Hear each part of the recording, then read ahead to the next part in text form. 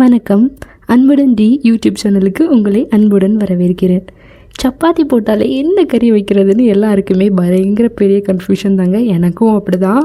ஆனால் இந்த ஒயிட் குருமாவை ஈஸியாகவே பண்ணிடலாம். எல்லா வெஜிடபிள்ஸும் போட்டு ஹெல்த்தியும் கூட. எப்படி பண்ணலான்னு வாங்க பார்த்துடலாம். முதல்ல நம்ம ஸ்டவ்வை பற்ற வச்சுக்கலாம். ஸ்டவ்வை பற்ற வச்சுட்டு ஒரு குக்கர் எடுத்து வச்சுக்கோங்க. குக்கரில் கொஞ்சோண்டு தேங்காய் எண்ணெய் ஊற்றிக்கோங்க. தேங்காய் எண்ணெய் மணமாகவும் ரொம்ப சுவையாகவும் இருக்கும். அதனால் தேங்காய் எண்ணெய் மட்டும் ஆட் பண்ணிக்கோங்க. அண்ட் ஒரு ஸ்பூன் நெய் அதில் கலந்துக்கோங்க. கீ நல்லா மெல்ட் ஆகணும். மெல்ட் ஆகிற வரைக்கும் அதை நல்லா ஹீட் பண்ணிக்கோங்க. கீ மெல்ட் ஆனதுக்கப்புறமா அதில் ஒரு பெரிய பிரியாணி இலையை ஆட் பண்ணிக்கோங்க. 3 ஏலக்காய் ஆட் பண்ணிக்கோங்க. அதை கொஞ்சம் தட்டி ஆட் பண்ணுங்கள், அப்போ தான் மணமாக இருக்கும். அப்புறமா 3 கிராம்பு எடுத்து ஆட் பண்ணிக்கோங்க. அதுக்கப்புறம் சின்ன துண்டு ஸ்டார் அனீஸ் ஆட் பண்ணிக்கோங்க, அதாவது நட்சத்திர சோம்பு ஆட் பண்ணிக்கோங்க. அதெல்லாம் மிக்ஸ் பண்ணி நல்லா கிண்டி விட்டுக்கோங்க. அது கொஞ்சம் எண்ணெயிலே லைட்டாக ஃப்ரை ஆகட்டும். இப்போ நம்ம ஒரு பெரிய சைஸ் ஆனியன் எடுத்துக்கலாம். அதையும் உள்ளே போட்டு லைட் கோல்டன் ப்ரௌன் ஆகிற வரைக்கும் நல்லா வதக்கிக்கலாம். நல்ல மணமும் வரும், அப்போ தான் டேஸ்ட்டும் கொடுக்கும் கறிக்கு.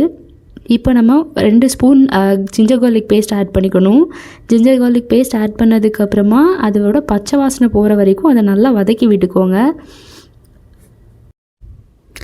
ஜிஞ்சர் கார்லிக் பேஸ்ட்டு நல்லா எண்ணெயிலேயே நல்லா வதங்கி வந்து கலரெல்லாம் மாறினதுக்கப்புறமா இப்போ நம்ம எல்லா வெஜிடபிள்ஸும் ஒன்று ஒன்றா ஆட் பண்ண ஆரம்பிச்சிடலாம். ஃபர்ஸ்ட்டு பொட்டேட்டோ ஆட் பண்ணியிருக்கேன் நான்.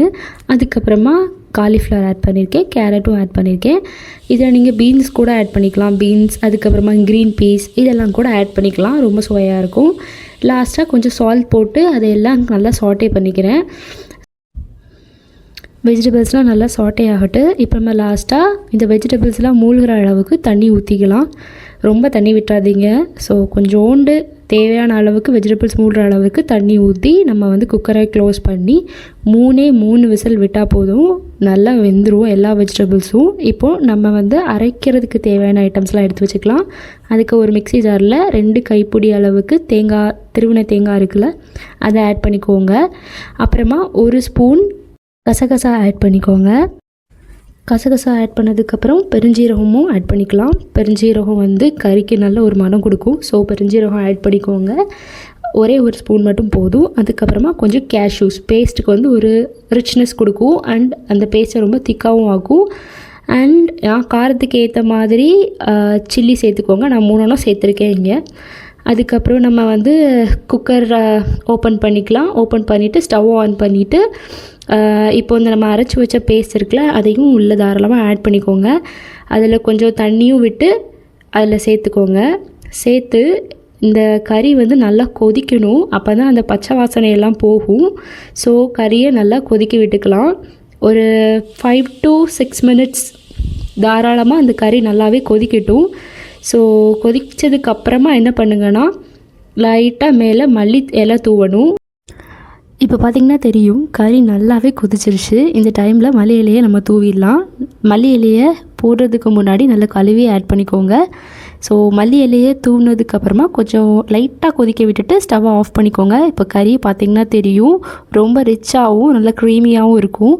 சப்பாத்தி கூட நீங்கள் சாப்பிடும்போது ரொம்ப எம்மையாக இருக்கும்.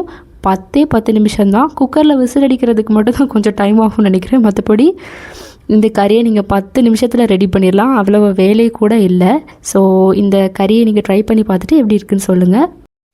இந்த மாதிரி சீக்கிரமாகவும் ஈஸியாகவும் பண்ணக்கூடிய ரெசிபீஸ் வேணும்னா மறக்காமல் அன்புடன் தி சேனலுக்கு உங்களால் முடிஞ்ச ஆதரவை கொடுங்க. சப்ஸ்கிரைப் பண்ணிக்கோங்க, லைக் பண்ணிக்கோங்க, கமெண்ட் பண்ணிக்கோங்க. அண்ட் அப்படியே அந்த பெல் பட்டனையும் கிளிக் பண்ணிக்கோங்க.